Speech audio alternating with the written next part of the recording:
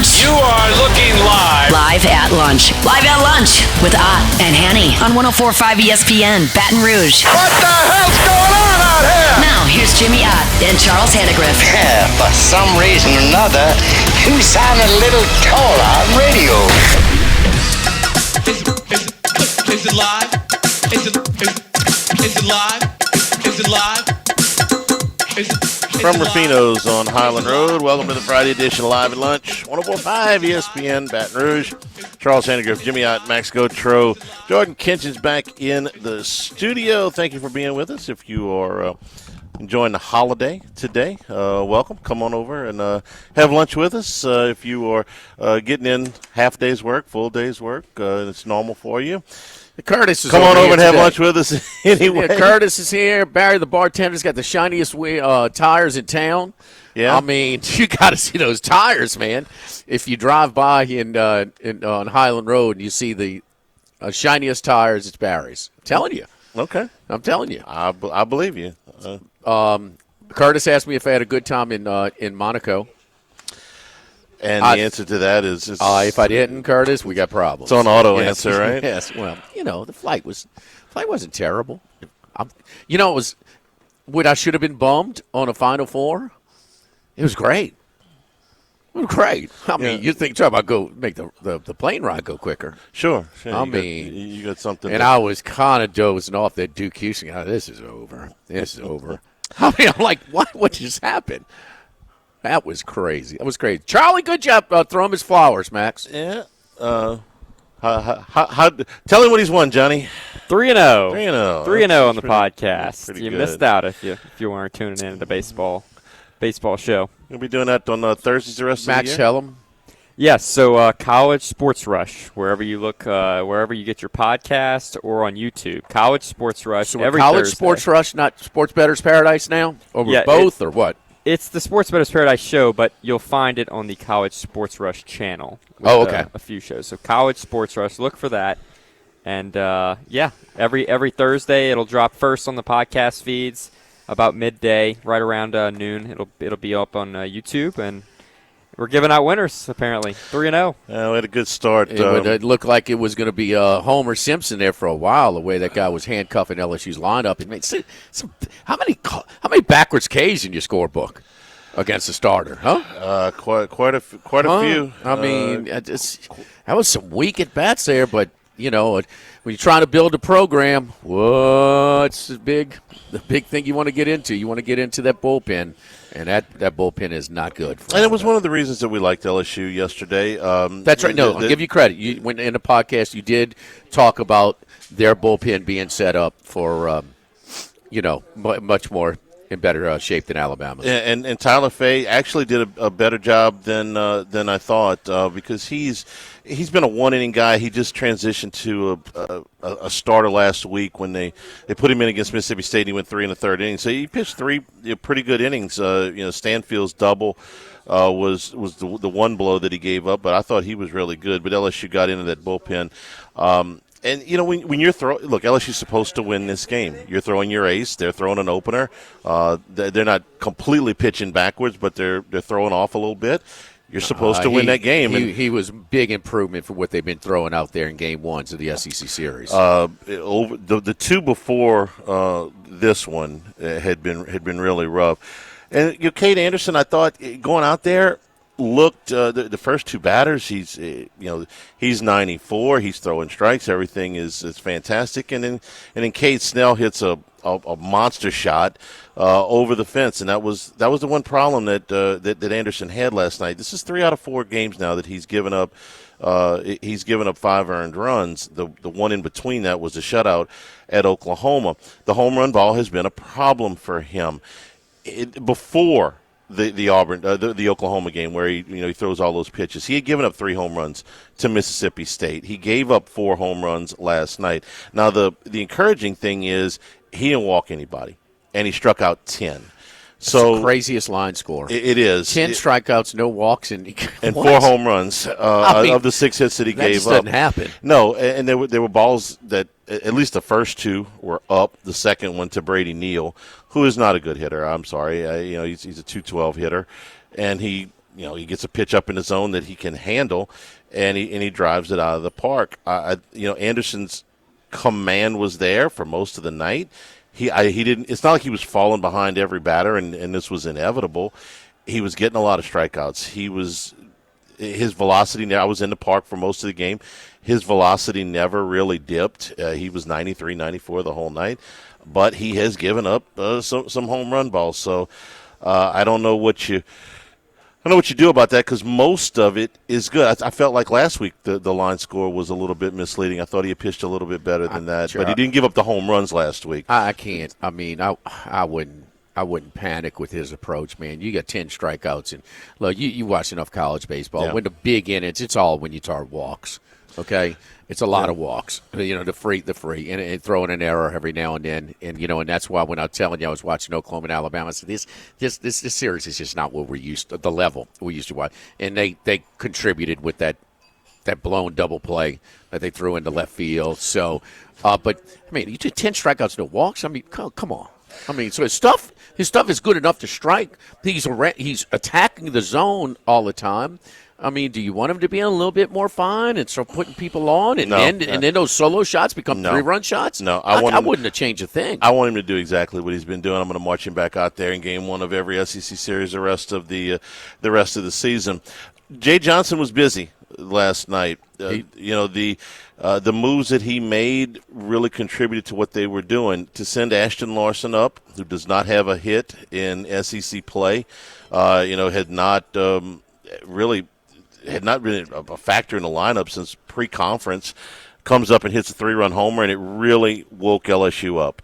They have been, and forget Tuesday night a little bit, the last 5 games before that, they've been in a slump. We talked about it earlier in the week.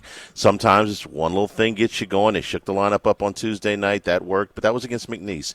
Here, you put a guy in who was a starter for a good portion of last season, but hasn't really played that much this year. And he hits the ball over the fence, and then the floodgates open against the Alabama bullpen after that. The other thing he did last night, and I tweeted this out, was that he put Kason Evans out there, one of his top 2 relievers, when LSU was behind. And they haven't done that so far this season. In LSU's 32 wins so far this year, going into last night, 23 of them either Kason Evans or Zach Cowan had pitched. So he has not put them in situations where LSU was behind. Last Sunday doesn't really count with Cowan because it was a kind of a use it or lose it deal. They were at the end of the weekend. They were on the verge of being swept, which eventually they would. So he brought Evans in. One of the key points in the ball game. LSU got a call. I think LSU fans would, if they're being honest, would tell you in the 7th inning, Alabama's got runners at 2nd and 3rd. They've got first base open. They've got LeBron at the plate, who didn't have a hit last night but is a fantastic player. But on deck is Snell, who's homered twice in the game. And it's a 3-2 pitch from Evans, and it's low. I mean, it's not even debatable. It's low. And LeBron took it, should have gone down to first base. Umpire rung him up. Coach got thrown out, and LSU gets into the dugout. Sometimes you catch a break. I'll be the first person to tell you that was ball 4. Ben McDonald did as well. Ben McDonald, I heard that. It was ball 4. I mean, like I said, you look at the pitch, it's really not. It's not close. Would I look at some of those things in the catcher? I forget who it was for LSU last night. He framed it, I don't know, 14 to 18 inches. I mean, we just lifted it. I mean, so they got a call. I mean, it's college baseball. These guys are not full-time. They're insurance salesmen, okay? They're mechanics. They're not really umpires. And LSU ends up, kind of in what looked like a comfortable win if you just look at the score. Was really not. They were down 5-1 going into the bottom of the 6th inning. It's a big win, though, Charlie. It is. BetMGM, I think, is the only one that does live betting on college baseball. And, damn it, I wanted to check. 5-1? 5-1, they've got to be – Alabama's got to be minus 280. Something. I would imagine. The fact that Johnson put Evans in when they got back. They were still behind, though. It gave you an idea of what he thought But it was about after the game. he got the pinch hit home run. Though. Yeah, it was 5-4. Oh, well, no, 5-4. First time. He had confidence in him to come back against that bullpen, and I did too. I didn't know if the big hit was going to come. I didn't expect Larson to hit the ball out of the park. He didn't have a hit in a month. But once they got to that point, I was like, okay, is he going to go? Is he going to go with his bullpen dudes? Yes, he's going to go with his bullpen dudes. Bullpen versus bullpen, 10-0 at one point. Ended up 10-1. Yeah. I mean, you got you, and LSU should be. He's calculated. No, he managed a great game. Now you call the pinch. You got the pinch hit before the pinch hit home run, right? He got a hit. It was back to back. There were technically 3 pinch hits because you had Pearson, sub-Pearson. Right. They brought John Pearson in, and then when they changed to the right-hander, But there was he a put pinch Josh hit before the pinch hit home Correct. run. Yeah, Jo- yeah. Josh Okay. So Pearson, yes. back to back pinch hit hits, including the home run, and all of a sudden that game is different. The place clamp. You were there. I mean, they can feel, and then they on that the Alabama relievers acknowledging the heckling. I mean, they're getting on them down in the bullpen. So, I mean, game on, Alec Box. Here we go, because they were desperate need of a spark, and they got that spark, and that's why the coach, he can't not get that call and win the game. He can't do it, So, but it was like it just snowballed. But 10-0. 10-0. They outscored when it was a bullpen game until the one run that was in the 8th or 9th. I think the ninth. A little sloppy in the ninth. Yeah, Connor Benj, 3 walks and a hit batter. The significance behind that was it forced him to bring Zach Cowan in the game to finish it up. And we were talking before the show. He's trying to save a little case in Evans for Saturday. So he sends him out there for the first out of the inning so that when Benj comes in, he doesn't have to get 3 outs. It worked. He gets 35 pitches. He takes him out. Benj gets into trouble. He's got to bring in Cowan. So not ideal. I would have liked Cowan to, watch the rest of this game. I mean, it's not like he threw a lot of pitches, but he had to get up. He had to warm up. He had to go in the game, and he had to finish it out. You do not want to lose, Captain Obvious, with your ace on the mound and them throwing an opener. You have to win these kind of games, and LSU did by a score of 11-6. So it was a fun night. Great weather at the box, great crowd. They kind of had to sit on their hands for the first 5 innings, but when it got going, it really got going. LSU gymnastics last night. We got home in time to see the end of that, and boy, big surprise to me that they did not advance to the finals, but they finished third. They had an off night. I'm not going to pretend to be a gymnastics expert. The expert is my spouse. She likes to watch gymnastics, and so she kind of tells me what's going on when I'm not watching. Yeah. What can I tell you? They didn't hit enough landings or whatever, but that was a disappointment. We're here at Ruffino's on Highland Road. It is Good Friday. Good Friday, baby. Yes, indeed. So come on by and see us. And for our specials through today and throughout the weekend, it is heavy on the seafood and non-meat items. Celebrating Good Friday, tempura fried cauliflower. That's right, the angry cauliflower.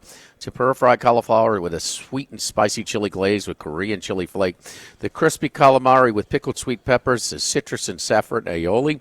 Entree features, you want a steak? We got a New Orleans ribeye, 16-ounce ribeye with the New Orleans-style barbecue shrimp.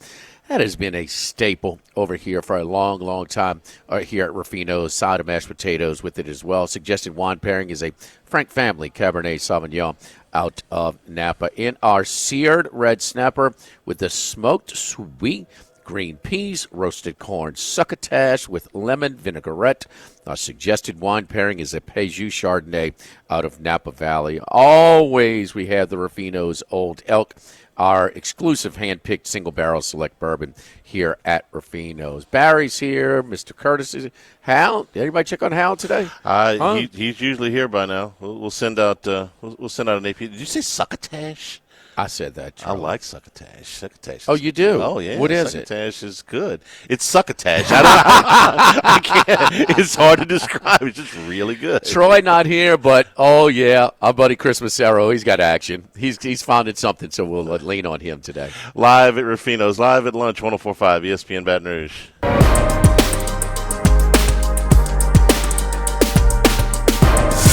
Live at lunch with Ott and Hanny from Ruffino's on Highland Road on 104.5 ESPN Baton Rouge. Well, let's go out to San Diego. I don't know. Or we go out to Vegas. Are you getting your mail in Las Vegas yet? I mean, you are logging.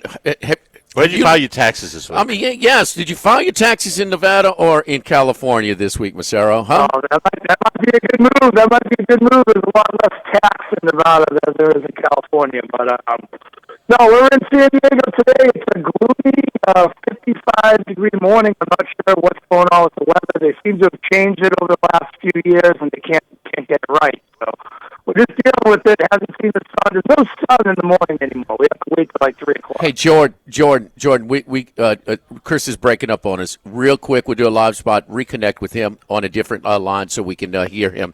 We definitely want to hear him, give him his time today. Don't forget our friends at Legacy Title, Chad Reynolds and Legacy Title for all of you real estate closings, 296-0060. Full-service title company servicing all of South Louisiana. Fast, friendly, professional service is what you get when you dial 296-0060. Our great, long-standing staff at Legacy Title, Ashley Donald, Mariana Haynes, Adrian Galata, Michael Platt, the Natalie and Bradford Smith. Buying, building, refinancing, nobody choose but you. Choose Chad Reynolds and Legacy Title. Chris, we got a better signal now? I think so. I can hear you much guys better. fine. How do I sound? Much better.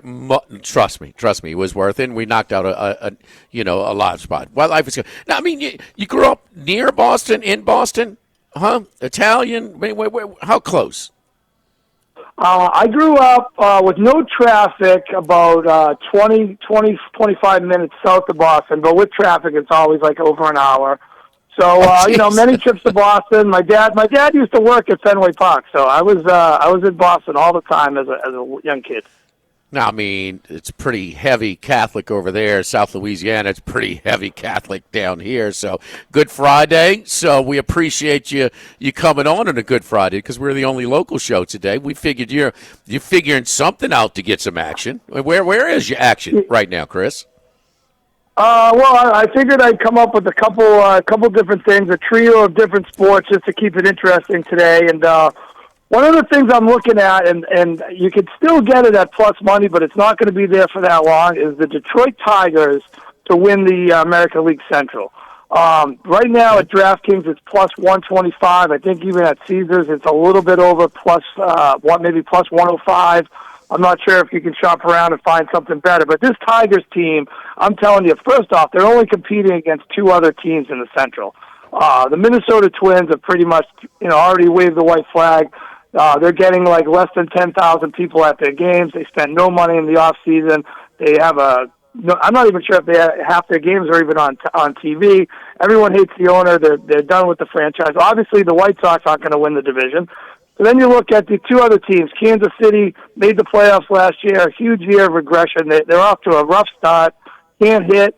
Pitching's not the same. And then you get the Indians, whose best pitcher, Shane Bieber, is hurt, and he's not even participating in the games at the moment. And then you look at the Tigers. You got the Cy Young winner, Scooble. He started a little slow, 2-2, but still great ERA, 2.66. Jack Flaherty's pitching great, 2.53 ERA, 1.08 WHIP. And then you got this rookie sensation, Jackson Jobe, who just had a great start on Saturday. Nice outing versus the Twins, where he went 6 innings, only 2 hits, 1 walk. They got some boppers, too. They hit 20 home runs already. Spencer Torkelson's on fire. He's got 6 home runs, 16 ribbies already. Riley Green off to a slow start, but he's got plenty of potential. And this Kerry Carpenter also has 5 home runs. So this team, they're fundamentally sound. They got a great manager, and they got Yankee castaway, Tommy Canale, as their closer. Guy hasn't even walked a batter yet. He's got 5 saves, a 1.29 ERA, and a sub .4 WHIP. So they seem to be hitting on all cylinders right now, and I really just don't think they have much to compete with. And if you can get them at a plus money price right now to win that division, I think that's a pretty safe bet. And if you want to sprinkle a little American League, because once you win the division, you're pretty set up nice for the playoffs. You don't have to deal with the wild card situation. You might be able to get maybe 10-1. I saw an 11-1 the other day. I'm not sure if that's still out there. I really think the Tigers for this division is a really solid play right now. Charlie, another one of the guys in their rotation, too, to back up, Scooble Flaherty and that 1-2 punch, and Casey Mize, who we saw a lot in the SEC. Number 1 pick out of Auburn. Yeah. Number 1 pick. So his ERA is 2.6 right now, 17 and a third innings pitched right now. So, that's a guy, too, Chris, that I mean, they surely invested a lot in him, and it's taken a little time. But knowing, they got a taste of that postseason last year, and that was with limited punch in their lineup. And their lineup looks like it's going to be improved from a year ago. Yeah, you just see that. I mean, I watched a couple of their games. I don't know why they happened to be on. I actually did play him on Saturday with Joe because I couldn't believe that Paddock for the Twins was favored. He's going again today, Paddock, and I'm not sure why this guy keeps taking money, but I'm going against him. It's almost like the Patrick Corbin situation. This Paddock kid, he was out in San Diego. He was a train wreck here. He's been a train wreck in Minnesota. I'm not sure why he keeps taking money all the time. But anyways, I like the way Detroit plays. It's very fundamentally sound. They do everything well. And like I said, great manager, ex-World Series champ. So I'm just aboard the Tiger train. I really think they have a lot of potential this year. Yeah, Paddock was always that. Now, he had one really good year with the Padres, right, Chris? I mean, he was really... Yeah, but it was a lot of like smoke and mirrors year. You could see that he was getting out of a lot of jams and I'm just telling you, you didn't feel confident when he was on the hill. I'll tell you that. Well, the odds makers always liked him, so his numbers were always respected. Max. Just watch out for Patrick Corbin. He apparently got bit by like a venomous spider and came out. It was the thought it was going to get scratched. I think from he the got start. bit by that spider about 3 seasons ago. But anyway, well, it might be turning him around. He's pitching better. He went 5 1/3, one run. It just shook him up. I think he's back now. That's Spider-Man. Doctor, can you give me a spider bite? That's what I need to kind of turn my career around. Work for Peter Parker. I mean, he's man. Remember how good he was? How much of a weapon in that Nationals championship? For Washington, yeah, because you brought him in after Scherzer and Strasburg. But still, Charlie. He was terrific. He had a great year. He had a great year. No, but in the postseason too, he was just lights out. And they went to him for extended periods at different times. All right, we are pretty much set. What are we? A couple of weeks away from the Oaks Day, Derby Day. All the preps are in. What we looking at? Some people turn their nose up to the California horses. Kind of a light field in the Santa Anita Derby. The Santa Anita Derby champion is the favorite right now.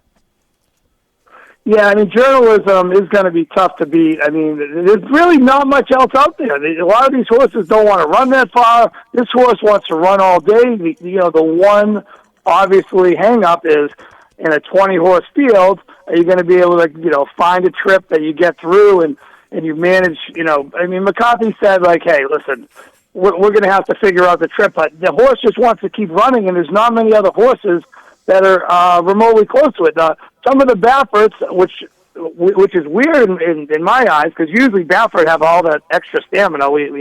That's another issue we can discuss later, but all the Baffords don't seem to want to run the distance at all. So, I mean, you kind of have to like them. I'm a big super player on Derby Day, so I'm definitely going to be constructing a ticket with journalism saying first, second, and third. And, you try to hit the all button a couple times, and you try to hit a monster super because it's the $1 minimum that day. So I'm excited for it. We'll be, if you want to fly out, we'll be at the Westgate on Derby Day, and we'll be at the Wynn on Oaks Day. So you're more than welcome to come out, Jimmy, and, partake in some of the festivities.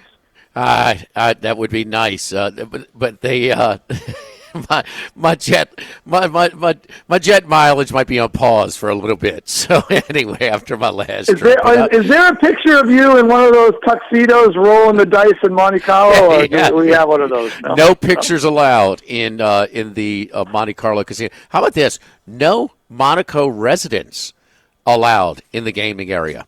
How about that? As a patron or as an employee?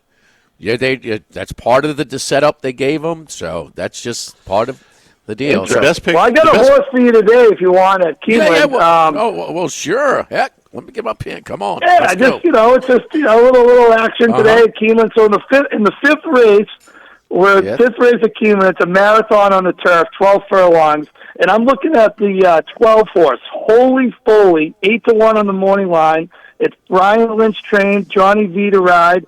This horse ran at Keeneland in the fall. He ran fourth in a similar distance, similar level of class, but he was a couple. He was into the season a little bit longer. This horse is fresh now. He's second off the layoff. He ran at Gulfstream recently, but it was just a race to get a race into the horse, more pointing towards this race. And I just think that this horse wants to go longer. He's been running in these longer races, and the race at Gulfstream was only 8 furlongs. So like I said, just a little prep to get him ready for this race.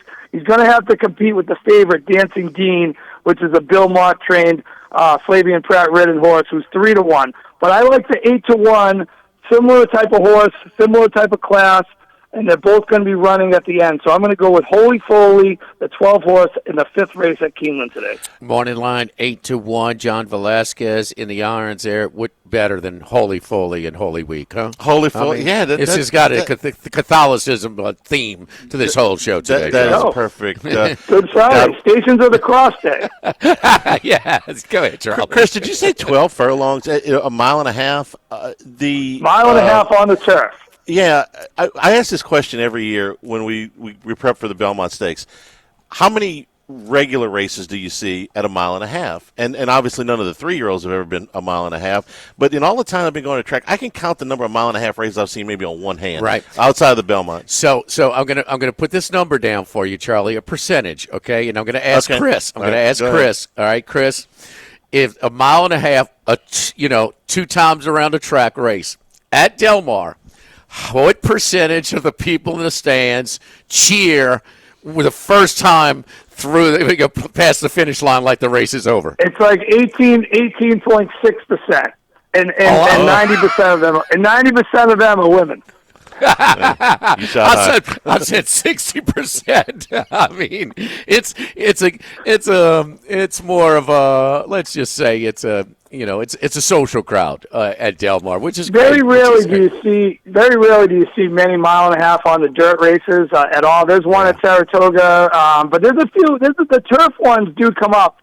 You might see like 1 or 2 a week in the turf, but most of the time you're not going to be running a mile. The horses don't want to run that far. That's maybe just the way it is. maybe shot high, but on opening day, that percentage is way up, Chris. That crowd. I mean, they see the horses cross the finish line the first time.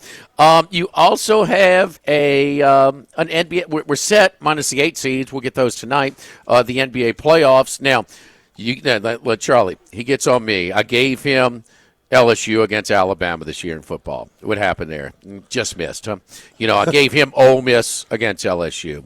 I gave him Baylor because come on, LSU wants to play in the playoff. We don't care about this game. Baylor in the bowl game against LSU. He's like, well, can you pick your own? When's the last time you've been right? But from the man who told us the Celtics will not win the championship. Go proceed, Chris.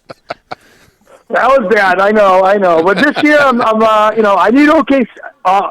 Full transparency. I'm on OKC to make the finals. It's a huge ticket for me. I had them with Florida. I had them with stuff for the Eagles in the Super Bowl. But let's just look at a particular series that's coming up: the Rockets and the Warriors. I don't understand the line. I don't understand why the Warriors are this big of a favorite. As soon as it came out, I got Rockets plus 175. I'm taking little slices of Rockets at 4-0, 3-1, 3-2, and 4-3. Obviously, bigger bets as you go down because the 4-3 is plus 475. I don't understand how Golden State is going to, 1, score, 2, rebound. Curry led them in rebounds the other night versus Memphis. Edey had 17 rebounds.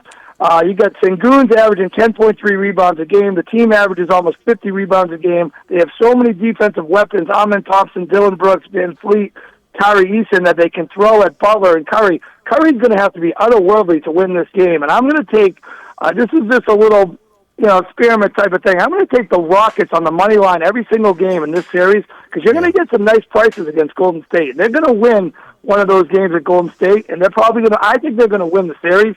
So you're going to be able to get cheap money lines when they're at home and nice prices when you're on the road. And I don't see Golden State winning this series. They're not deep. Curry's got a little injury on his hand, and for some reason, Steve Kerr has taken Kuminga, the best rebounder and a decent offensive player, out of the rotation. I'm not sure what he did to upset the apple cart, but he's just not playing anymore, and they just don't have enough guys, enough bodies. And if Ime Udoka, one of the best defensive coaches in the NBA, he's got his eyes set on 2 guys, Curry and Butler. Let the rest of the guys eat you because they're not going to do it. So Curry's going to have to be all-star A-plus Curry for them to win the series. I don't understand the series price line, and I'm going to be on the Rockets every game. Well, listen, you know what it is. A couple of things here. First of all, I mean, the Golden State with all their success, and then the addition of Butler in their record. I mean, they're way more public than the upstart Rockets. We know that. And then the other thing is it's a big difference between style of play in the regular season and the postseason. I think more than any other sport in the NBA, regular season and postseason. It's $1 million question. Okay, can this team that accomplished so much in the regular season translate to the postseason? Houston and the Cavaliers are the two big questions. So we'll see. But to me, it's kind of a toss-up. But plus 175, I would have to agree with you. I'm certainly not laying it with Golden State. But we'll see. So, hey, Paul Bovey join you? Loverboy Bovey? Is he joining for Derby weekend? Bovey has been MIA this week. Last week there was a lot of discussion that he might be coming out. He hasn't decided. Who knows what Philippines island he's going to be on. So I'm not sure. He said it's a potential. He was there last year. We had a great time. Derby Day. I missed out on Forever Young. I still think he should have won that race. I'm still kind of kicked off about it. But hopefully we'll get him this year, and we'll have a live update for you the day before when we talk to you in 2 weeks. Yes, indeed. Chris, we appreciate it, man. Enjoy your Easter weekend. Good luck, and yes, we'll definitely be in touch as we get closer to Derby Day. Thank you, buddy. All right, sounds great. Happy Easter, guys. Live at Lunch, live at Rufino's. Good Friday edition of Live at Lunch at Rufino's on 104.5 ESPN Baton Rouge.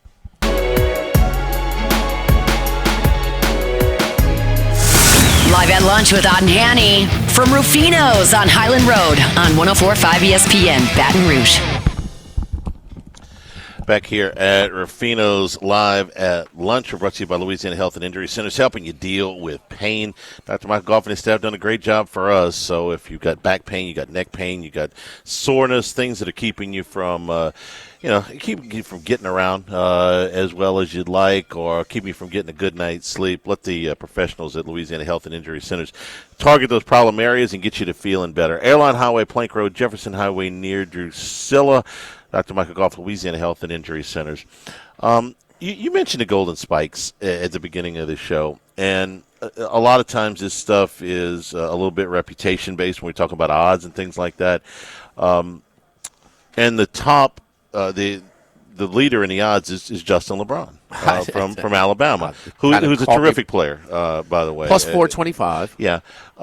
And another another SEC player, Jared Jones, he's plus 800, fifth choice right now. And there's one other player, Gavin Klein, I think. Killen, excuse me. Yeah, Gavin Killen from Tennessee. He's third choice at plus 650. Merrick Houston is also plus 650 from Wake Forest, and Rylan Zaborowski from Miami of Ohio is plus 675. But LeBron was surprised because he's not the best hitter on his team, and he's a sophomore compared to I keep forgetting his name. The kid that had the home runs. Oh, Snell. Snell for Alabama. He's the better hitter. He's a senior too, but also it's a non-traditional power. Right. Alabama ain't done anything. No. So like that's I don't know. It just surprised me a little bit. Why do I bring this up? Because LeBron is hitting in conference play 277. Yeah. Nothing terrible. Jones in conference play is hitting 243. If I asked 10 LSU fans that were sitting around me last night who LSU's leading hitter in conference play, I think 0 of them would have gotten it right. Because LSU's leading hitter in conference play is Chris Stanfield. I'm sorry, Max, you weren't sitting by me. Yes. Okay. Chris Stanfield, he's having a terrific year. Okay, he's hitting 358. That's better than in conference play. Now, 16 games, now decent sample size. That's the best. It's better than Curiel. It's better than Dickinson. It's better, And Jones is hitting 243 in conference play. So both of these guys came in with an awful lot of ramp up. But you know who? If you had to vote right now, who's the SEC player of the year, the offensive player of the year, really the player of the year, period, right now? If I had to vote, I'd vote for a little 5'10" first baseman from the University of Arkansas named Camden Cozile, who is hitting a cool 43 points better than anybody else in the conference and leads the conference in RBIs by a lot in conference play, okay? And that means something to me. I'm sorry, especially given the state of some of the non-conference schedules. The conference play means something to me. First of all, how many 5'10" first basemen do you see? None. In the Southeastern Conference? None. U12. I mean, you know. Yeah, he's 5'10". He's right-handed.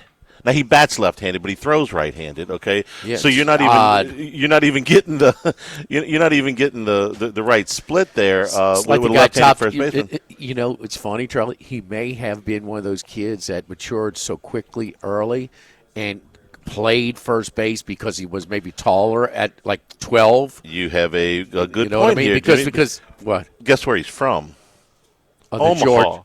Omaha. He's From Omaha. He was the Gatorade Player of the Year in Nebraska high school. 2 years ago. Okay. Yeah, and he spent his freshman year at Vandy, where he was good. He started about half the season. He had modest numbers. He had 284, so he was good. But he has exploded, and he just does like the second leading hitter in the Southeastern Conference. How do you spell his last name again? Because I watched him play Kozeal. Guess what? What? He's not in there, I'm sure. Not even. Can't find him. And No. I got this is like the top 48. And he has been. I'm sorry. By a pretty wide margin. 52, and he's not on here, which is crazy. The second leading hitter in the Southeastern Conference, the LSU. If you watched the Auburn series last week, you saw him. It's Ike Irish.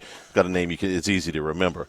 He looks like a ball player. Okay, Hit another one last night. He's 6'2". They list him at 200 pounds. I think he's bigger than that. I mean, he is a giant man. He's 60-1. And he is having a terrific year.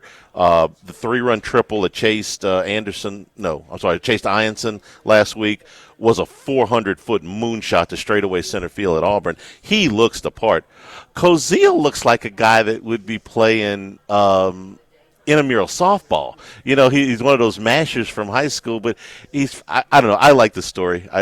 Kid from Omaha goes to Vandy, and ends up at Arkansas, and this little 5'10" right-handed first baseman is leading the league, hitting .439. What's the kid's name that was the top player for A&M last year who came back? Is it Lavalette? Lavalette is the he got an insurance run for him with a kind of an oppo. Shot last night. He's, that was a nice win for them on the road. I mean, Arkansas was 25-1 at home. That sounds right. Yeah. I mean, A&M kind of getting their swag back, man, and a nice come from behind win by Texas too, which they were down by Auburn. 2-0 pretty late. And Lavallette's having a good year.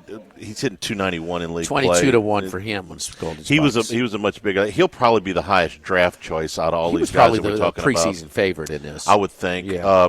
And then the other kid that was a preseason All-American over there, Grahovic, the third baseman, he got hurt, I think, 4 games in, and he's out for the year, which went a portion of the way towards talking about some of their early struggles, but not. Your cousin is 70-1. Who's that? Rock Chalowski. Chalowski. We got Charlie. We got a good.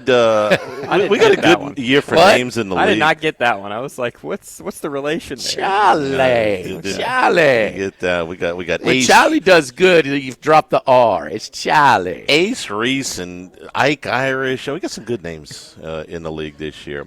Also got some good stuff at the Thibodeau store. DoItBest.com/Thibodeau store. Get down 900 St. Patrick Highway in Thibodeau, their sister property, the Pierre Pard store in Pierre Pard for 113 years. If you like to cook, okay, this is a hardware store, okay? We've got all of the hardware that you could possibly want, but if you are a cook, you will love the Cajun cookware. Outdoor cook. Yes. Cajun cookware. Well, indoor some grills, of this, but mostly outdoor. The big green egg cookers and all of the accessories. This is an entire section of the store, and I had a hard time getting you out of there. No, it's awesome. I mean, I got my big green egg from the Thibodeau store. I've got my accessories, the igniter, the coals, the cover for it, all from there. The cast iron kind of indirect heat plate. There as well. The Cajun, they got the Cajun classic cast iron cookware, McWare stuff for your stews and gumbos. That is the stainless steel.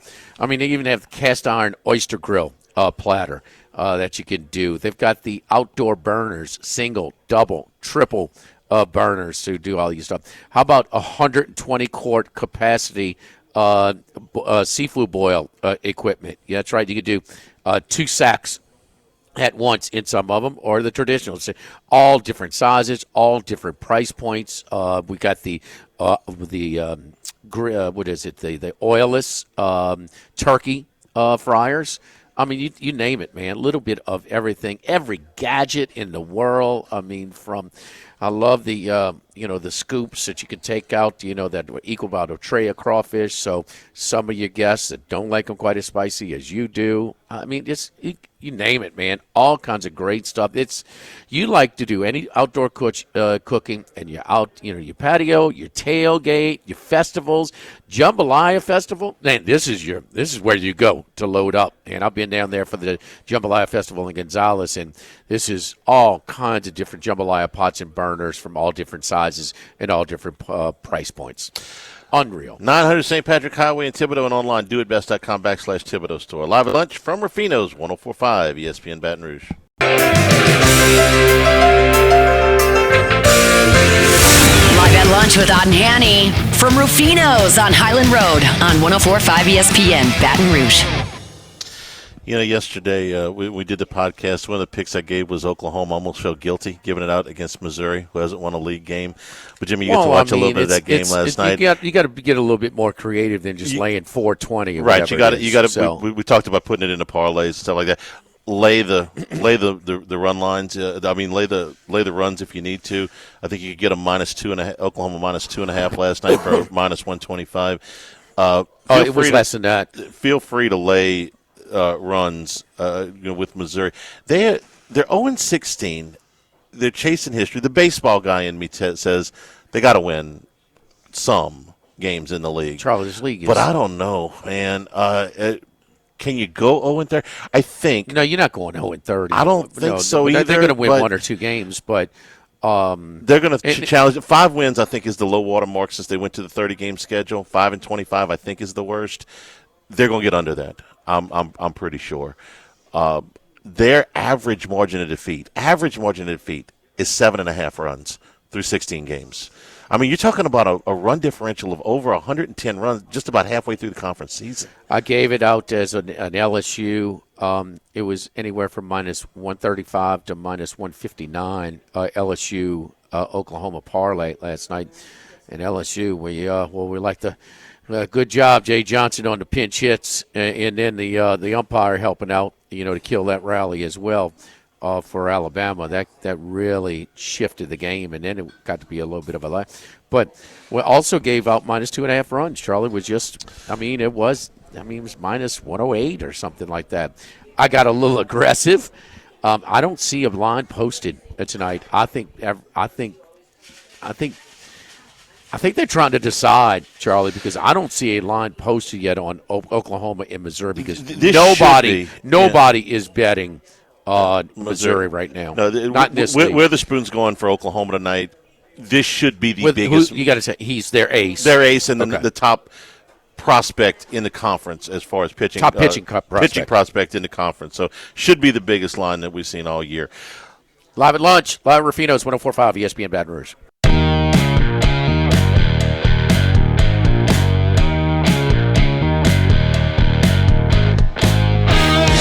He's out there somewhere in the world. Maybe even your local sports book. Can anybody help us? Let's bring in Bruce Marshall. Brucey, how you doing, buddy? Not as good as you if you're still in Monaco, man. I'll tell you that. We made him come home. Made him come home. Okay. yes. Gretna does Monaco. Yes. A common path of. But it was great, man. It was really cool. Really cool. I mean, I thought it was really a great. Had a great time. Brucey, we're trying to find a line. We're trying to hunt lines. I know college baseball is not on your radar, Bruce, but what do we play? Let's see. We play about 8 or 9 games, conference games in college football. We play about 18 conference games, 16, 18 in conference basketball. We play 30. But, Bruce, we got an 0-16 team working right now, and it ain't close. And so we laid as much as 6.5 runs last night at a +280. minus 2.5 runs on the Oklahoma Sooners, which is a 500 team in SEC play, against an 0-16 team. And guess what, Bruce?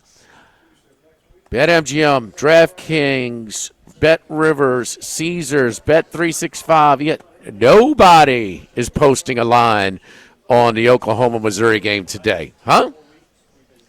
Wow. I didn't think a team could be that bad, but, I mean, they're even posting numbers on the Rockies and White Sox. My God, and that's something. Charlie, tell them what's the margin of defeat? 7.5 runs per game. 7.5 runs a game, Bruce. Wow. No wonder. Now, I watched Crystal Palace, I think, Sunday. They got beat, 5-0? Huh? I mean, yeah. This is but my point is nobody at this point is. But you got to be a little bit more creative. You want to put it in one of your legs for a multi-leg money line parlay. That's fine. Charles, would they go off yesterday? Oklahoma minus 400. Yeah, roughly. Give or take 420, I think. And then minus 2.5 runs was minus 125. No, that was almost a pick. Yeah, minus 2.5 runs, but on the road. They're going to have that line. So anyway, remind you of the draft. Are you hearing anything from some of the odds makers in Las Vegas? We know Nevada, they hate to book the draft, but anything with the draft coming up less than a week? Well, there's I think they've pretty much settled that they think Cam Ward's going to be the top pick. But after that, Shedeur is the one that's got a lot of people wondering, and where is he going to land? I mean, you hear him anyway from the second pick, down into the high teens, low 20s. So I think beyond Cam, there's a lot of difference of opinion on where this thing is going to go. I'll tell you what I think is fascinating about the draft boys is that this is the first time in a while that we have seen so many running backs, get this sort of buzz.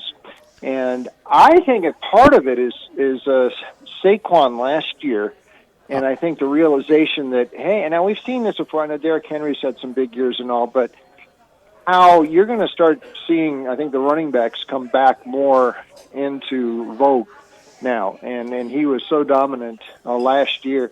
And it's a pretty good crop this year, too. We've had some years recently. I think we've missed running backs completely in round one. Maybe 4 or 5 this year. And that's very interesting. So there's some, speculation on that and who's going to be after Genty, who's going to be the next back pick and things like that. So, and how high Genty might go.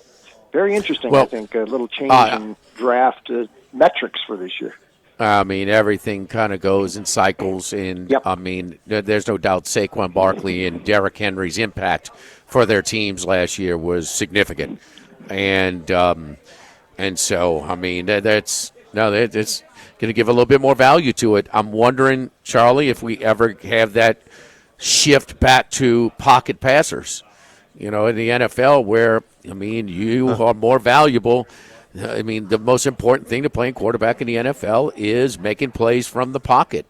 And but the problem there is so many more colleges, you can get away with an athletic quarterback first. A run-first quarterback win championships. We've seen all kinds of teams win with run-first quarterbacks. So when you have that's your feeder system, there's only going to be so many. Everything's cyclical. And a lot of times it takes a rule change.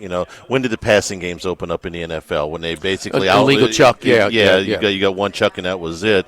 So if you see a rule change or something like that, Bruce, one of my favorite plays on the board is Amari and Hampton, the running back from North Carolina, under 19.5, because I think Genty comes off the board to the Raiders at 6, and I think there's multiple teams that could take a running back before 19.5. One of them's the Dallas Cowboys, but the other one would have to jump up, and we know that Sean Payton from his time here is not, opposed to moving up in the draft. He sees a player he likes. They're sitting at 20. They could move up. Hampton, I think, is one of the guys that could move up these draft boards a little bit. He could, and I've been hearing that in Denver. Yeah, you're right there at 20. So if Denver stays at 20 from every mock draft I've seen and all the buzz, Hampton wouldn't last beyond 20. So that's why they probably got this thing at 19.5. But Peyton could move up if he really likes it. That's sort of the interesting thing here. As of, a little over a month ago, there was a thought that the Genty might drop as low as Denver, but not with the Raiders and Dallas and some other teams buzzing about him, and that's a real buzz about the Raiders at 6 of Genty. He's not going to go that much lower than that. But you've got some of the other guys in there. Trevion Henderson is got a lot of buzz. I've heard Denver looking at him, too. Denver's one team that would be looking at a running back in the first round, I think, to complete that offense a little bit better. Quinshon Judkins, another back out of Ohio State, ex-Ole Miss. He's getting a lot of buzz. And there's a lot of comparisons you're seeing being made to these guys. There's some people thinking that Henderson's got some Ezekiel Elliott in him. There's thinking some that Junkins has got some Alvin Kamara in him. Omarion Hampton, he has gotten a lot of buzz here. Jonathan Taylor is a consideration for him. I don't think Cam Scadaboo is a first-round running back, but he's got a lot of teams interested, and he may not last as long as people think.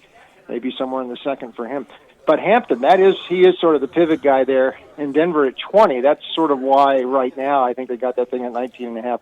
If everything stays the same, I don't think there's any way he'd last beyond 20. But that's another possibility. Maybe it's an over 19.5, because if he's on the board still at 20, Denver takes him that, and they stay in the 20th pick.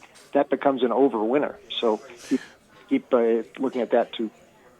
Bruce, I didn't have a chance to talk to you last week about the Final Four, but, the 4 number 1 seeds, and then we have these unbelievable comebacks. Even with the least dramatic game, Auburn blew a 9-point second-half lead to Florida. We know about the blown leads late. Duke up as much as 14 late against Houston, and in Houston, I think it was 12 as much as that against Florida. Memorable to say, where does this Final Four rank historically? They didn't put that on TV in Monte Carlo. You didn't see it. Yeah, I had it on. Trust me.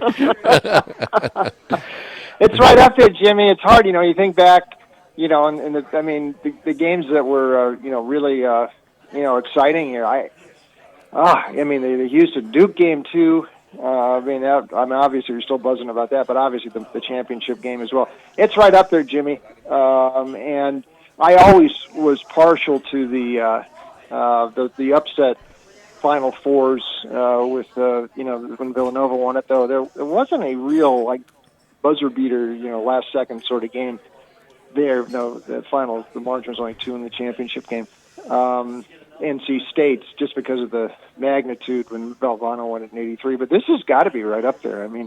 The drama there, and a little more special seeing Duke get beat. That was kind of nice. And the one thing I think about that, I might have mentioned to Charlie last week, of those 4 teams that were in the Final Four, most likely to get back next year actually might be Houston. Duke isn't. They're not going to get that sort of a freshman class again, unless remarkably Cooper Flagg stays for another year, which is a slight possibility, I guess. But, Florida's got to be reloading that whole backcourt. They did pick up the transfer from Princeton, but those guards are going to be very hard to replace. Auburn's got some guys to replace. But as you're right, I think this is as good a Final Four as I remember for sure. I think why Houston is up there is because they're still trying to figure out who's, the scoreboard as far as the transfer portal is concerned, but they know what the recruiting class is about. And yep. Houston's got 2 5-stars and a 4-star coming in. And the only thing is, that's not a program, that's not a culture that is real true freshman dependent or impactful.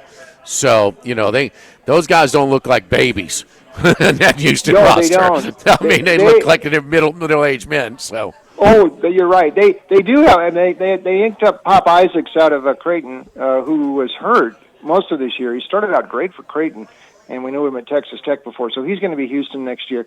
Plus this highly touted freshman class. You're right. That's going to be a little different look for Houston, but by all accounts, in the Big 12, they're going to still be right there. But you're right, though. This Final Four was really something special. The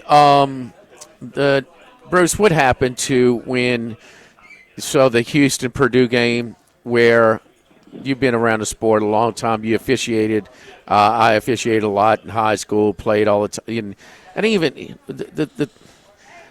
when did they stop playing zone, defended under inbounds pass under your own goal that you're defending?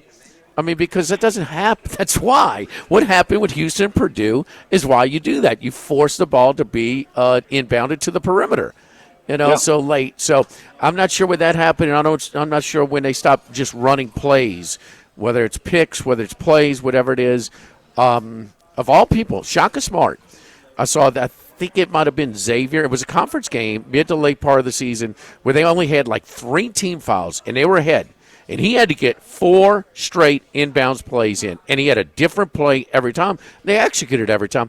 That was part of, Houston's comeback against Duke as well. But I just understand why those fundamentals are just so simple that have left some of the coaches. I know. Yeah, you're right. I mean, Purdue fans are asking that, too. They're still, that's a game Purdue could have won, for sure. But we saw that more than that this year. And you're right. It seems like, I don't know when that change happened, but it seems like it did, and you see this more now. It used to be kind of automatic in college. I mean, that's when you would, for the teams that could use the zone, that's when you use it, those out-of-bounds plays. But, no, you're right. It is sort of surprising. By the way, on the subject of officiating, I don't know what the deal is. The higher you get in the officiating, you get worse. I have never seen some worse calls than I've seen in the NBA in the last week, and maybe I'm just watching these play-in games more, but they're calling some stuff I can't believe it. Max, was it Golden State? Golden State, Memphis, the league admitted like 4 blown calls at the end of Golden State, Memphis? I saw something like that, yeah. I don't know if it was 4, but yeah. They've been just in the last 2 minutes, because that's all they give you, right? The 2-minute report. Yeah, so... Yeah, you get worse the higher you get in refereeing, I guess. It's hard to explain. What about the NBA playoffs, Bruce, as far as the million-dollar question? How much of the regular season is going to translate to the postseason? And the 2 teams we're talking about the most is Houston and Cleveland. Yes, good question. It means more than it does in the NHL, where I'm convinced it means nothing. But in the NBA, Houston is the one interesting here, because Golden State, is favored to win the series, and you rarely see that with a 7-2. This is a new experience for Houston, at least Cleveland and this group of Rockets. At least Cleveland has been there in the playoffs last year, and they're sort of a contender coming in. But Houston's the one that is really interesting to me, and how they're going to react to all this. I think we saw in the Wednesday play-ins more than the Tuesday play-ins. But I guess some of the Tuesdays too. But the experience factor there, Miami, even though there's some different pieces on Miami, they don't have Jimmy B there anymore, but they still got Hero, they still got Adebayo. The experience meant something there. The Bulls just didn't answer. And the same thing, Dallas, even though it's a little bit different. Dallas, no Kyrie. Of course, Luka's gone, but there are guys. Anthony Davis is there. Klay Thompson has got as much playoff experience as anybody. And I thought that made a difference in the Sacramento win for Dallas. So that's a good point. And that would work against Houston, you would think, coming up here. My stealth team to watch in the playoffs, though, and nobody seems to be talking about it, I think we might see an L.A.-Boston final, but the other L.A. I think the Clippers have got a real shot, and this is the first time in a few years, they're going to have Kawhi healthy, at least for now, and they're like pretty much in one piece coming in, and they closed as hot as anybody the last month and a half. I think they're going to take Denver out, and right now they're my stealth pick to get all the way. And I think it's an L.A.-Boston final, but the other L.A. with the Clippers in June. There we go. All right, the Clippers. Any other game ones or series picks that you have of the 6 series that we have set? We'll see what the other 2 matchups are after tonight. Yeah, I kind of think the Lakers are going to take Minnesota out. And usually, and remember, there's that zigzag in the playoffs too. So after game 1, you always look the other side in game 2. But in game 1, usually the team that wins that is oftentimes going to go through. I kind of think that the Lakers are going to probably get through this one, and maybe that they get by game 1. Not a bad number there. I think Milwaukee is in trouble right now. Indiana, I think, can get them out. So I might be looking at the Pacers there, and that Denver. It's a short price with the Clippers. I think they're going to get a split in Denver, and the game they get might be 1. If they get 1, they might get 2. I think Denver's in some trouble. I don't like what's going on there with the coaching thing. So maybe Clippers also game 1 on Saturday.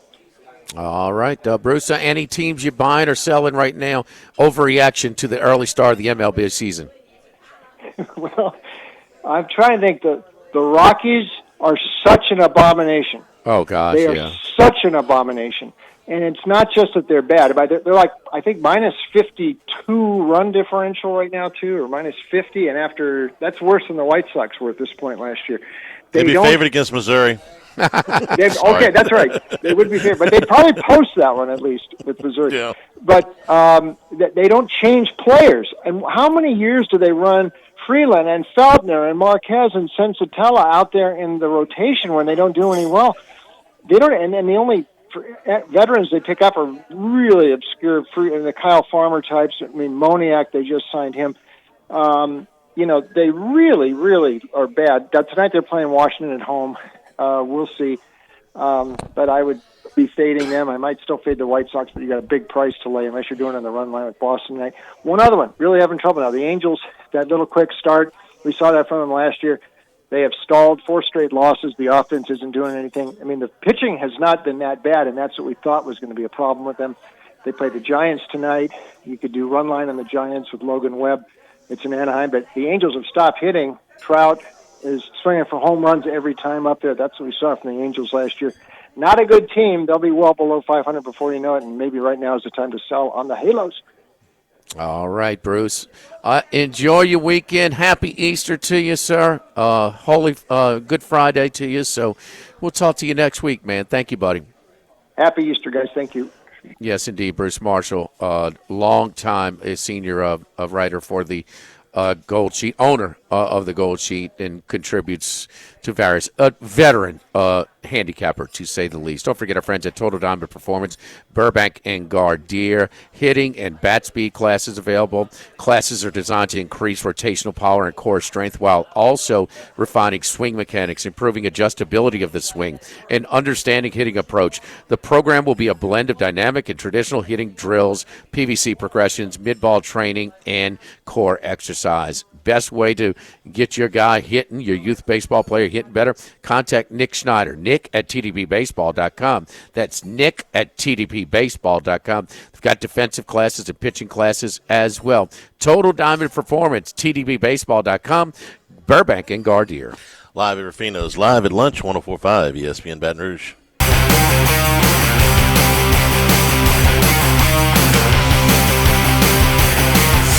Live at lunch with Odd and Hanny from Rufino's on Highland Road on 104.5 ESPN Baton Rouge.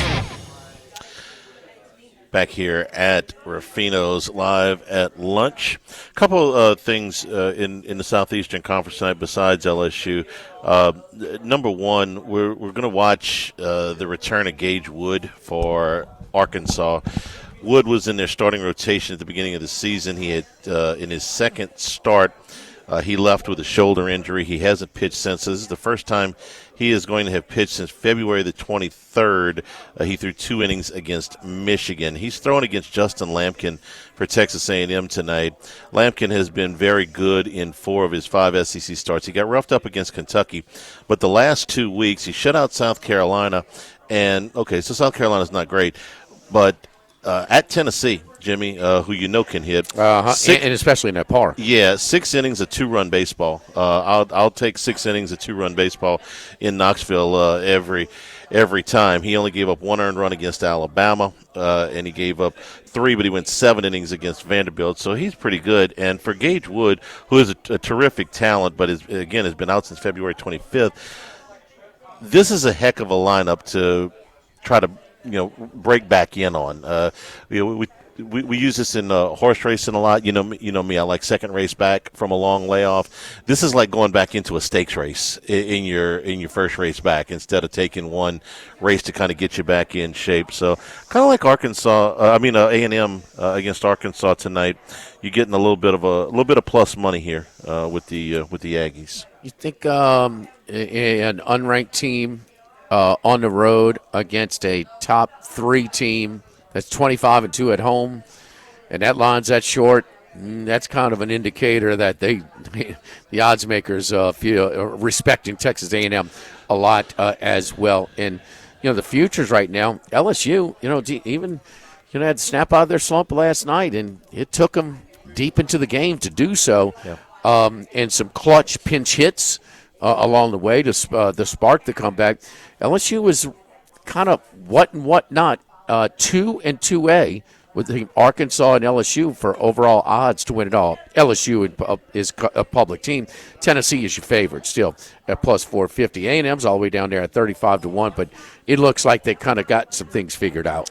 The bats are rolling right now, and they remind me a little bit. I'm very anxious to see when LSU's got to go there in a couple of weeks, but they could be like that Ole Miss team that snuck into the tournament. Got off to the lousy start, got hot late, snuck into the tournament, and got hot to win the whole thing. A&M could be if the playoffs started today. If today was Selection Monday, A&M would probably sneak in as a 3 seed somewhere. And it'd be the scariest damn 3 seed you've ever seen in your life because they got enough talent to win the whole damn thing if they get right. So they got off to a bad start, and the Grahovic injury was tough to overcome, but they're rolling a little bit right now.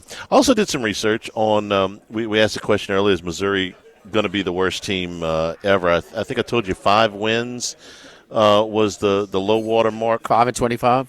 The 2 teams that I was thinking about, which was one for Vandy and one for Georgia, they won 5 games, but they didn't play 30. They went 5-24 and 5-23, playing 30 full games. Okay, no rainouts, no nothing. 6-24, which has been done 4 times. They ain't getting a 6. No chance. I keep trying to find a line today, Charlie. They won't. I wouldn't either. The lowest win total since the league went to 30 games in 1993. The lowest win total is Alabama in 1994. They won 4 games, but they only played 26. I guess they had 4 rainouts. So they're 4-22. What's the worst winning percentage? For 30 full games, 6-24. No, the winning percentage, no matter what. The games. Is 4-22 or 5-23 worse? I'm sorry, 5-24 would probably be the worst. 5-24. 5-24. Or what? No, it's going to be 5-24. Yeah. Vandy in 2000 went 5-24. That was before Corbin got there, I think. 5 divided by 29. So yeah. What is that? 5 divided by 29 something. Is 17%. 17.2%. Not even 20% there. I don't know if they're going to play 30. They could get rained out somewhere.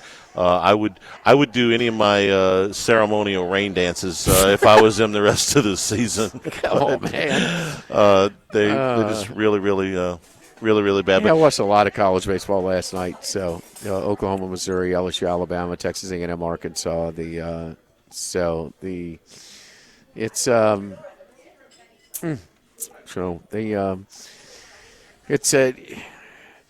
Oklahoma and Alabama. This guy from Alabama, I think he's, they backed into him because of the controversy that exited the other coach. Yeah. I think, little things, Charlie, like what's forgotten in baseball, kind of like, you get your tomahawk if you're a Florida State football player, you get your Buckeye if you're Ohio State player.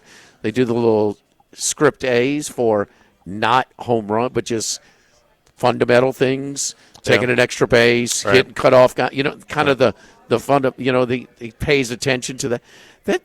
They just got a couple of guys. They're so thin, but this guy's got a chance to, kind of make a little. He might be pretty good over there. What do you think of Maryland baseball, just in general? Not at all. Nothing. Exactly. I don't ever remember him going to Omaha. I don't think they've ever been to Omaha, but he took them to 3 straight regionals and won 61% of his games in. So he wasn't the in season. They hired him after the season. They hired over. him. Yeah. Okay. He was at Maryland for 6 years, and he got him in the 3 regionals. Got 3, and one of those things, one of those years was canceled because of COVID. So 3 times in 5 full seasons, and won 61% of his conference games. I know that's Big Ten conference, not a great baseball conference, but 61% of your conference games is why wouldn't you? Maryland's supposed to be in the damn ACC. Oh God! Well, they have been for such a long time, and when the traditional for the most of our lifetime. It's UNC, it's Virginia, certainly some NC State, Rodon and Inatine that was set in the COVID year as well. Clemson has been to the Omaha. several times. Wake Forest, North Carolina. I mentioned that's the first one I mentioned. Florida State, Miami have championships. I mean, the ACC is there's a lot of really good teams. Yes, it always hasn't translated to Omaha as much as the SEC, but Maryland's with the traditional, and I'm not including Cal and Stanford and the new ACC, and near the bottom. I mean, even Duke has had some more success. I don't think Duke's ever made it, though, to Omaha either. No, but they got into a super regional. Oh, no, they got super regional. Texas Tech, I think. A couple times. That's the one I remember. You know what I remember about Maryland baseball? The 6 home run game. Was it Marshall McDougal hit 6 home runs against them when he was at Florida State? Or was it? That was against Maryland? I think it was against Maryland. I'm not sure. I got to look that up during the break. I'm doing that out of my head. I might have that totally wrong. But there was a 6 home run game. Marshall McDougal. No, Marshall McDougal definitely. I think it was 6 home runs, and I think it was against Maryland. We'll look that up. We'll look that up during the break. We're brought to you by Coastal Capital Advisors, your full-service financial planners. Listen, when you're planning for retirement, you need a unique approach for your situation. What portion of your life are you in? What is your age? What is your income level? It doesn't matter what those things are because they're going to tailor-make a plan for you. And listen, they're there to talk when the market's fluctuating. You want to know what's going on. Philip and his staff do a great job at what I say is calming some fears or giving you a wide-angle lens view of what's going on. They'll work with you as well as your business partners, your legal team, tax professionals, make sure all your retirement goals are achieved. And I can tell you for sure because that's what they've done for me. CoastalCapitalADV.com is on the web. 337-981-1376 is the phone number. Philip Fondo and his staff at Coastal Capital Advisors, your registered investment advisors. Member FINRA, SIPC. Good job, Charlie. 26-2 win over Maryland. Marshall McDougal, 6 homers against Not only that, but he was 7 for 7 in that game. It's a decent day.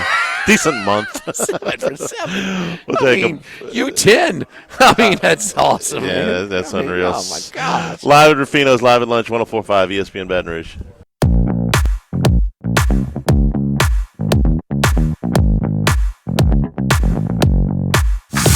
Live at lunch with Odd and Hanny from Rufino's on Highland Road on 104.5 ESPN Baton Rouge. Back here at Rufino's, live at lunch. Jimmy, I've been waiting on this study, this number for a while about the transfer portal. I wanted to run this by you. We've thought for a while that of the number of players that go into the transfer portal, what was so underreported was the number of players that didn't get another scholarship or had to transfer down to another place. Some of the biggest stories of the transfer portal is where the big players going, where the standouts going, where we use that Sun Belt stat a lot. All the Sun Belt football players are going up to bigger schools, or most of them anyway.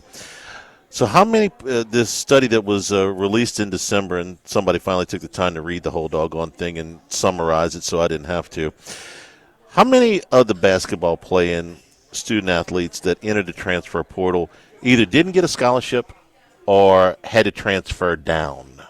Either didn't get another one at all or had to transfer down a level.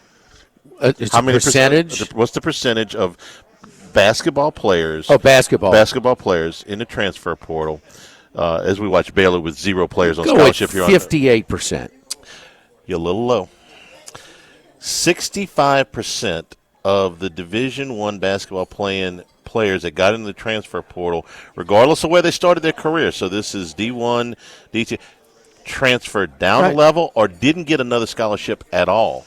So 2/3. Yeah, 2/3. And so you say, well, what about the power conferences? Certainly, it would be, but it's higher. 70% of the Tier 1, this is the Power 4 conferences plus the Big East for basketball, either did not find another scholarship or transferred down. 70%. This should be posted in every locker room. This should be on everybody's must-read list. Before you get into transfer portal, but when you sign your scholarship papers, when you get to campus, they should make you read this. They should make your parents read this. They should make you, if you got an agent, should make your agent read this. Listen to me, okay? If you transfer out, the great the overwhelming probability Charlie, is that you and I probably won't get through to anybody, but this is the number that should be Charlie kids. This is not changing. To be a great athlete, you got to have a level of confidence, okay? And but and also as a parent, it is very rare that your parents, your family, your support group don't think you're better than you actually are. Correct. Okay? So, we're talking about Nico. He overplayed his hand. He thought he was better than what he was. Well, that's the majority of them. The numbers prove that out to the tune of basically two out of every three. And, it's just, and I don't see where that's really going to change. I mean, that's when, even when my son was playing ball, I mean, that's a hard thing to do, man. You want to support him. You want to do you highlight the high marks, but even as much as me, I'll probably be guilty of it. As I'm not immune to thinking of my kid's probably better than what he was. I mean, it's just it's just. And there's some different levels too. Okay, there are different levels, but this is the whole thing of. Everybody's got Arch Manning. Man, Arch Manning would be better suited to play another 2 seasons at the University of Texas. When it's all said and done, how many of the guys, even the guys that went out early, how many guys talk about the best time of their life was when they were in college? Yeah, and you can make all the money, have all the luxuries. The things that give me, the one that really gets me, when you want to talk about, man, God can't even take out his girlfriend because he doesn't have any money because he can't afford a job. The necessities, I'm down with. Okay, nutrition centers, whatever, that's fine. Okay, but to part of it, he needs this $200,000 car. Yeah, you don't need that. Was the demand? That's BS, man, and that's where the venom comes in. And somebody's got, when that crap is hurting. Your boy Carson Beck to have 2 luxury vehicles unnecessarily, man, that's going to be a knock on him. Right. And somebody would, and everybody, Jamarcus was his uncle's name? Ray. When he passed, because why? Ray wouldn't tell him anything, just what Jamarcus wanted to hear. Yeah. No, he was going to be the tough love. And he was a media member, so he saw big picture. So there's so many, and I mean, so many of the student athletes today cave on being challenged because they get smoke blown up their rear end by the leeches of the world and the other people. And, man, Nico's is poor representation. I mean, you can get burned. Now he's playing for a weaker program, weaker league for less money. To say nothing of the fact that the taxes and things like that in California are going to kill him much more than in Tennessee. UCLA budget will kill him just as much as compared to the Tennessee budget. It's not about the offense, believe me. I just would like for the rest of the story, because I honestly think that right now, and look, I understand money's money, and not all of these kids are going to be Arch Manning or a first-round pick or whatever, and they want to get what they can get right now. But they get in with the idea that, well, I'll just go to another program if this doesn't work out. But the statistics will tell you, hey, listen, I just want you to be aware that the overwhelming majority of the players that transfer out don't go somewhere as good. They go to a lower level. They go to, or they don't get a scholarship at all. Just because you put yourself in the transfer portal does not mean somebody else is definitely going to take you. Just be aware of that, because this gets no publicity at all. I really do think that the majority of the athletes out there think, if I go into the transfer portal and I was a student athlete at, I need to stop using that term, by the way, because it's so outdated, student athlete. If you're an SEC player in any sport, well, I'll get a scholarship somewhere else. And the statistics just don't bear that out. And now we got some hard data. We got enough time in the transfer portal era to really tell them the whole story. Just say, hey, listen, you might be the guy that transfers from Ohio State to LSU and wins the Heisman Trophy, but probably what's going to happen is you're going to end up at Sam Houston State or without a scholarship at all. Charlie, like your boy Clayton Jr. that performed great at Ohio U, and he moved to Florida. Part of the transfer portal does work as well. Yeah. Because a kid of his ability, a kid of his production and performance should be with a better program, with a better quality of life. Like I say it all the time. You want to spend your eligibility at the Four Seasons or the Howard Johnsons. I think I dated myself. The Howard Johnsons is done now. La Quinta. Okay. Yeah. So Spanish for next to Denny's. Next to Mestizo now. Yeah, right. So, but it's it's all bad. It's good and bad with everything. But you hope that this younger generation will just get better support groups, people that are. And how does a kid identify with that? How does a kid identify? Man, this guy loves me. He tells me everything I want to hear. Why would I? How many people are at that age? You and I at that age, we didn't want to hear too much from the guys that were really on our ass. And I don't, I don't want to say that the transfer portal is nothing but bad. Goodness, LSU has 2 Heisman Trophy winners that came out of the transfer portal, and the number 1 pick in the baseball draft came out of the transfer portal. So I don't want to say that, it's all bad or that it can't work out. Just be aware of the numbers. Just be aware of the numbers if you are going into college and you're going to be a college athlete. You might be Skeens, you might be Burrow, you might be Daniels. How about Brandon Larson? How about Lloyd Peaver? Those guys they transferred here. They were junior college players, though, at a time where junior college baseball was – a lot more prominent than it is now. But, yes, those are good examples. Those guys had tremendous success here. Angel Reese was a transfer here. Was a first-round pick. There's plenty Maybe she was pitching against Marshall McDougal that day. She's from Maryland? She is from Maryland. She is from Maryland. Max? I've got an update on your Oklahoma, Missouri. I'm afraid we're not going to get a line on this. I wouldn't. We had not realized – there's a doubleheader today. They don't like to post doubleheaders, I think, because of pitching. They're already underway, and Oklahoma's up 4-0 in the third after 2 two-run homers. So Oklahoma going to get it. Was there a number? What time did they start? They started at 12. There's another one at 4. No, I've been looking for this number since I woke up this morning. I never saw one. I've seen it before. If they're doubleheaders, they don't like posting those. I think they're just uncertainty about pitching. I didn't realize the weather got to them. They're playing 9, though, Charlie? They don't play 7 in a doubleheader. If they play it's 12-4. As I'm aware, it's 9 innings. Yeah. They try to play 9-inning doubleheaders. If it's not on the. I thought that was done.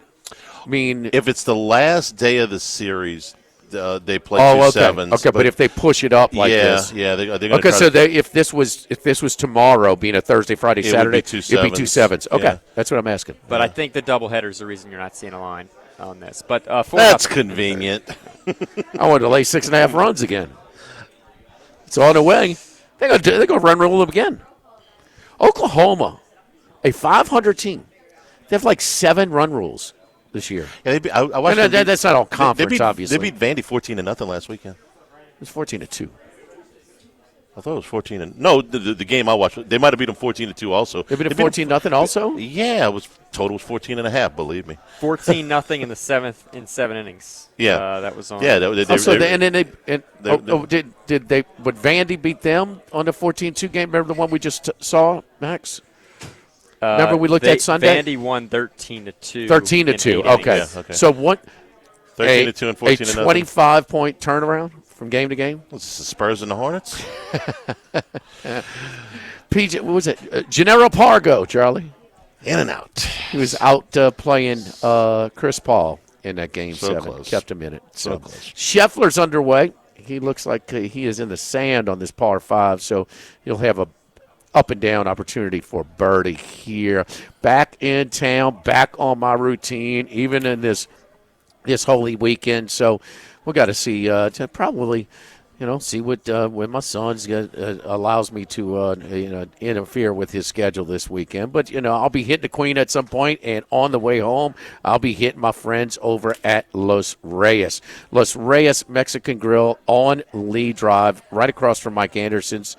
Man, go by and check them out. A lot of a lot of great menu items. Start off with the quesadillas, the tacos, the burritos. They do a taco pizza, a Mexican pizza, which is outstanding. Their tortilla soup is good. Always start with that fresh guacamole. You talk about good stuff. So all of the traditional Mexican favorites and grilled.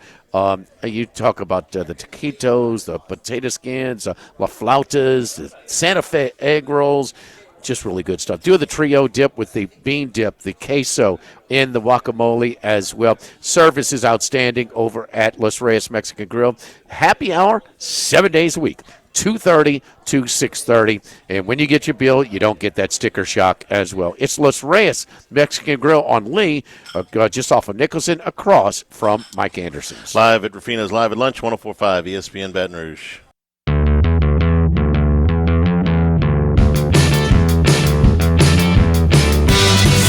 Live at Lunch with Odd and Hanny from Rufino's on Highland Road on 104.5 ESPN Baton Rouge.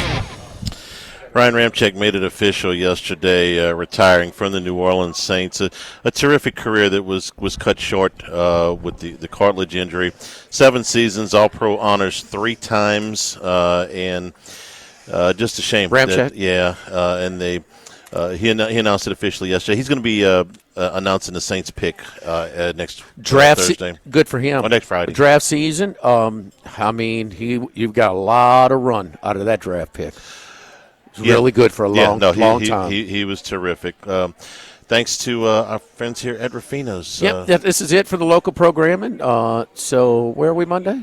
Big Mike's. Big Mike's, baby. Mike's in Denham Springs. So all right. Enjoy the Easter weekend, everybody. Happy Easter. For Jordan back in the studio, for Max, for Jimmy, I'm Charles Hanniger saying thank you and good afternoon. Stay tuned for Hunt Palmer. No, I'm sorry. Go home, Charlie. Vacation. Bye-bye.